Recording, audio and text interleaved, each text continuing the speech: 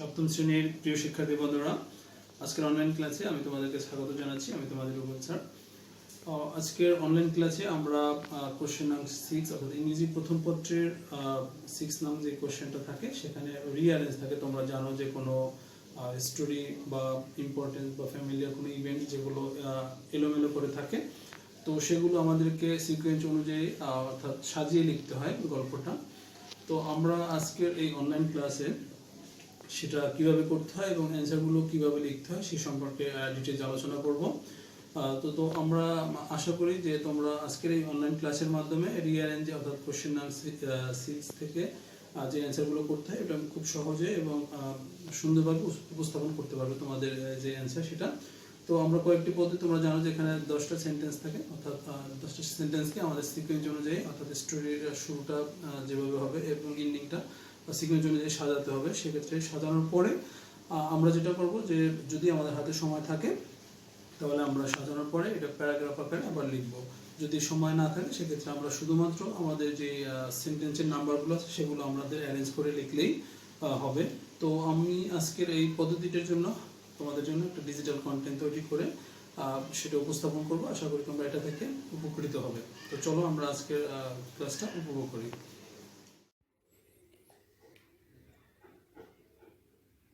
Welcome my dear student. Today I will discuss English first paper class 7.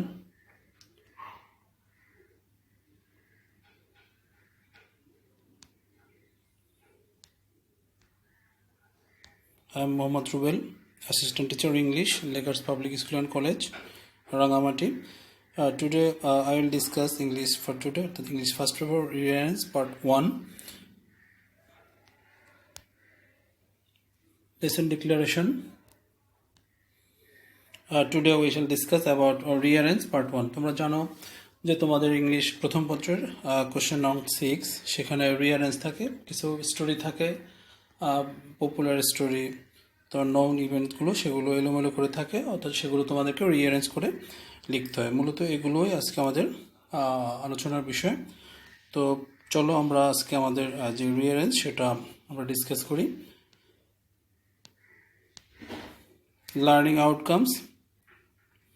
After completing this lesson, we will be able to read and understand different kinds of stories, rearrange sentence, or write sentence according to serial or sequence. অর্থাৎ আমরা সেগুলো সিরিয়ালে সাজাতে পারবো এবং কীভাবে অ্যান্সারগুলো করতে হয় সেটা আমরা জানবো আজকের লেসন শেষে।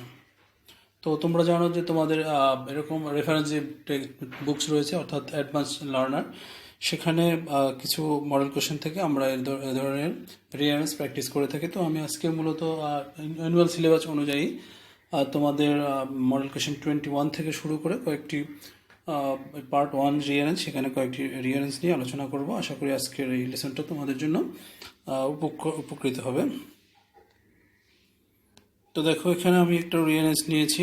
তো তোমরা জানো এরকম একটা স্টোরি থাকে, সেটা এলোমেলো করে সাজানো আছে। তো এটাকে কীভাবে অ্যান্সার করতে হবে এবং কীভাবে আমরা মূলত অ্যান্সার করতে পারি সেই জিনিসগুলো নিয়ে আমরা আলোচনা করব। তো এখানে দেখো যে সেন্টেন্সগুলো আছে, তো আমরা একটু পড়ে নেই।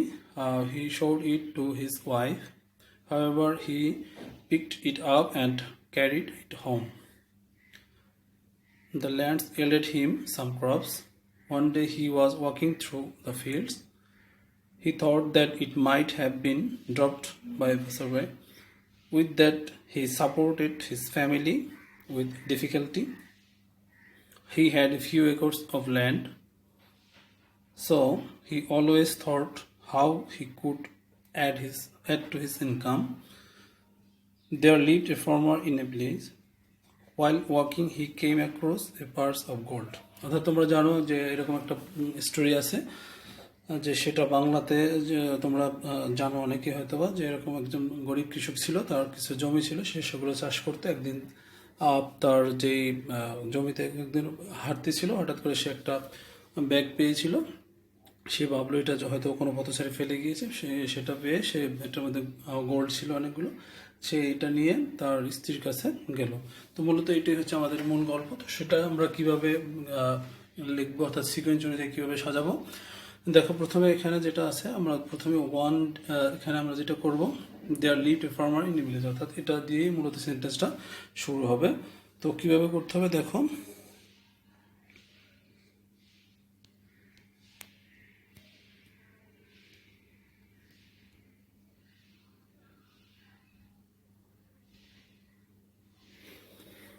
প্রথমে আমরা যে সিকোয়েন্সগুলো, অর্থাৎ আমরা যেটা রিঅ্যারেঞ্জ করি মূলত তোমরা জানো যে আমরা প্রথমে 10টা সেন্টেন্স এখানে থাকে, 10টাকে আমরা সিকোয়েন্স অনুযায়ী প্রথমে সাজাই, এরপরে আমরা যদি হাতে সময় থাকে সেক্ষেত্রে আমরা পুরো স্টোরিটা পুনরায় লিখি। তো এক্ষেত্রে যেটা হয়েছে, প্রথমে নাম্বার আমরা দেখো একটা বক্স করে নিয়েছি, তোমার পরীক্ষার খাতায় এভাবে করতে পারো। তো এখানে 10টা সেন্টেন্স, প্রথমে 1 নাম্বার যেটা হচ্ছে প্রথমে আই বসবে, দেখো আইতে কি রয়েছে, there lived a farmer in a village.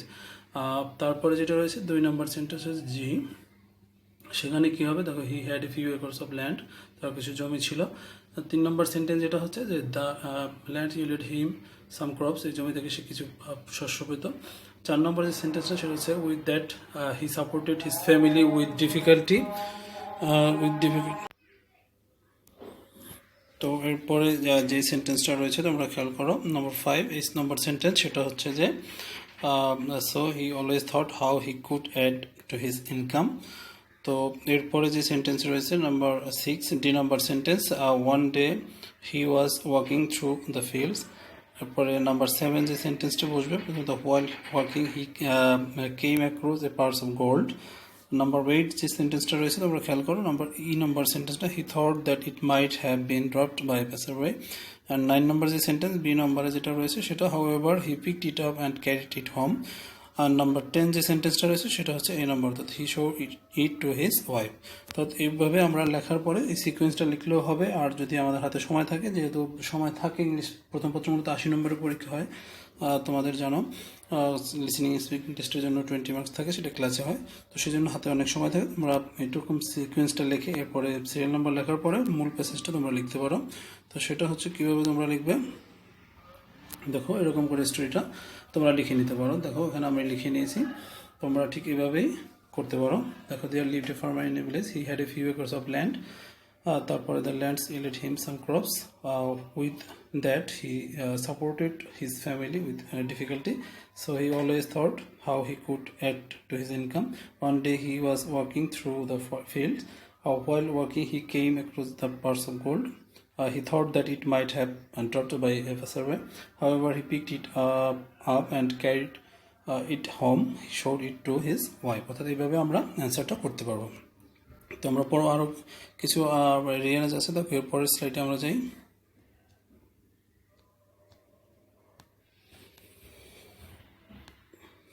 এখানে যেটা রয়েছে দেখো, এখানে আরেকটি রিয়ারেঞ্জ রয়েছে, model question 22।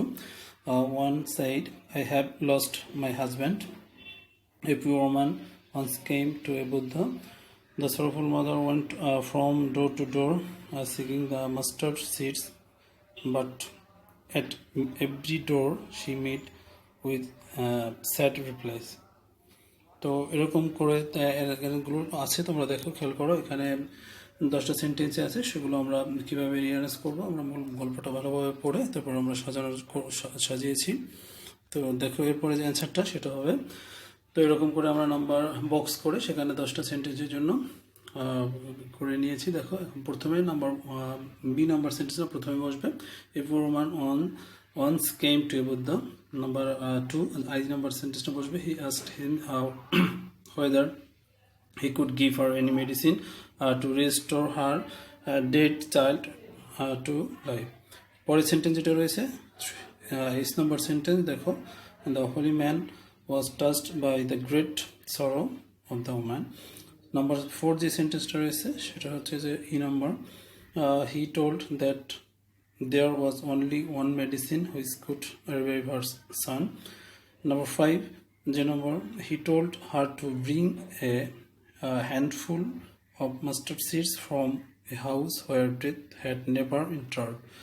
Number 6 C number sentence, দেখো রয়েছে, the sorrowful mother went from door to door seeking that the mustard seeds, but at every door she met with sad replies.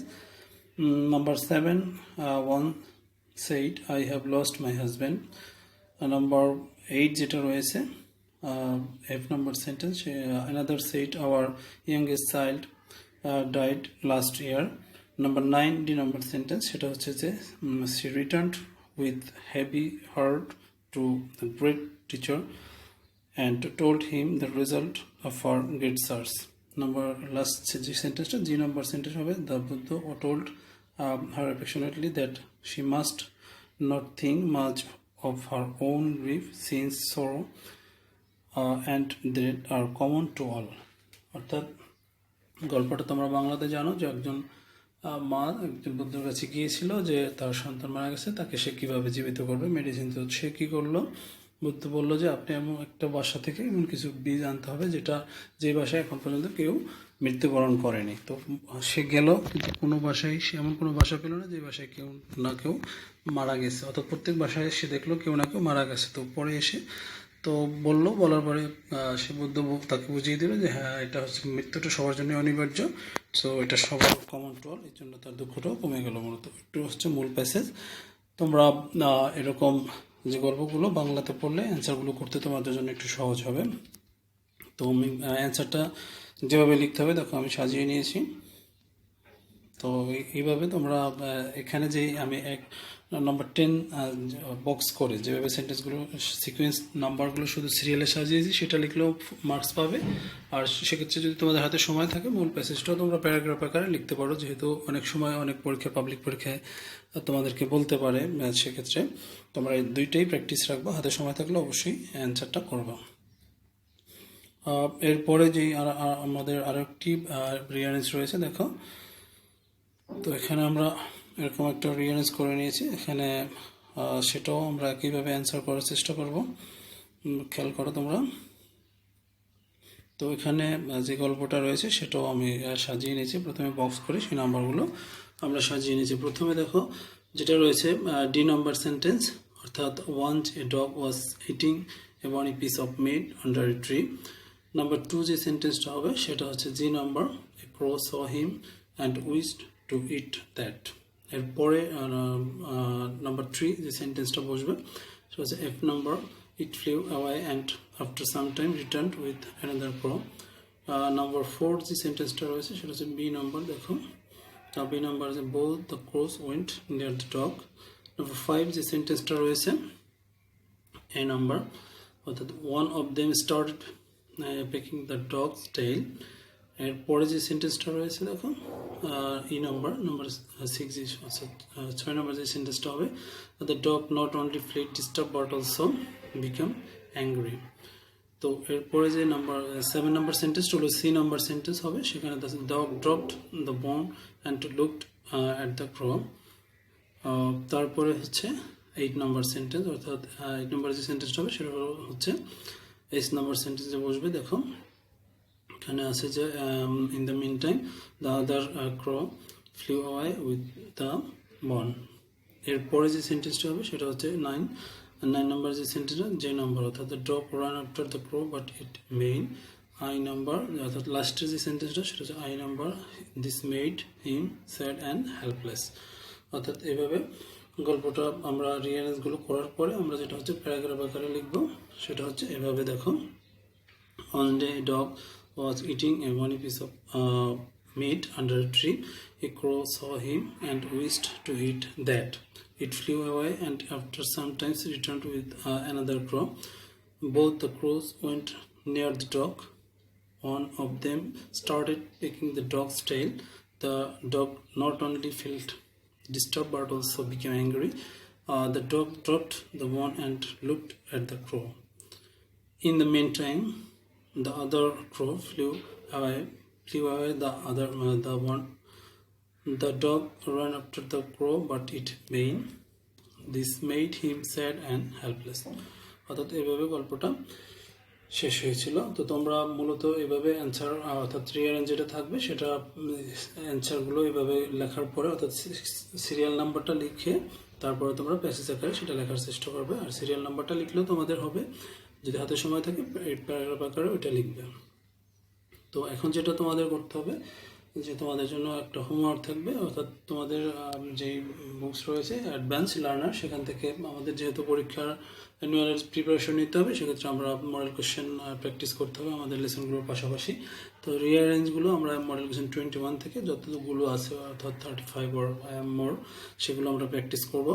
তো আশা করি এইভাবে তোমরা অনলাইন ক্লাস যদি regular করো, তাহলে আমরা অনলাইনের মাধ্যমে আমাদের সিলেবাসগুলো আমরা কমপ্লিট করতে পারবো, শেষ করতে পারবো। তোমরা বাসায় বসেই নিরাপদে এবং যে আমাদের পার্টগুলো রয়েছে সেগুলো দেখে তোমাদের যে লেখাপড়া বা স্টাডি সেটা কন্টিনিউ তোমরা করতে পারবে। তো এরপরে তোমাদের জন্য যেটা রয়েছে সেটা হোমওয়ার্ক। দেখো আমি একটা রিয়ারেঞ্জ রেখেছি, সেটা তোমরা হোমওয়ার্ক করে আমাকে জমা দিতে পারো। অ্যাসাইনমেন্ট যেখানে আছে তোমাদের যেই গুগল ক্লাসরুম, সেখানে অ্যাসাইনমেন্ট জমা দেওয়ার একটা অপশন আছে, তোমরা সেখানে দিতে পারো। আদারওয়াইজ তোমরা বাসায় করে রাখলে আমরা একসাথে সবগুলো চেক করবো যখন আমাদের রেগুলার ক্লাস শুরু হবে, আর তখন আমরা এগুলো চেক করে নিতে পারবো। তো দেখো এখানে এরকমই একটা তোমাদের জন্য রিঅ্যারেঞ্জ রয়েছে, সেই সেন্টেন্সগুলো আমি এলোমেলো করে এখানে রেখেছি। তো এটা তোমরা করবে। The Nobel prize has been given since 1901. In 1850, Alfred Nobel joined his father's company. He earned a lot of money from his dynamite business. He was an engineer and a chemist. Dr. Alfred Nobel was born on 21st October 1833 at Stockholm, Sweden. This award was named after Alfred Nobel, and it was called Nobel Prize. His father, Emmanuel Nobel, was an architect and researcher. He had a business at Anningard. He undertook a plan to give an award for encouraging the creative work for setting up peace in the world. After some years, Alfred Nobel invented dynamite. তো তোমরা এইভাবে এই প্যাসেজটা শেষ করবে। রিঅ্যারেঞ্জটা প্রথমে তোমরা serial number লিখবে এবং প্যারাগ্রাফ আকারে সেটা লিখে আমাকে জমা দিতে পারো। তো আজকের মতো আমাদের ক্লাস এখানে সমাপ্তি। তোমরা সবাই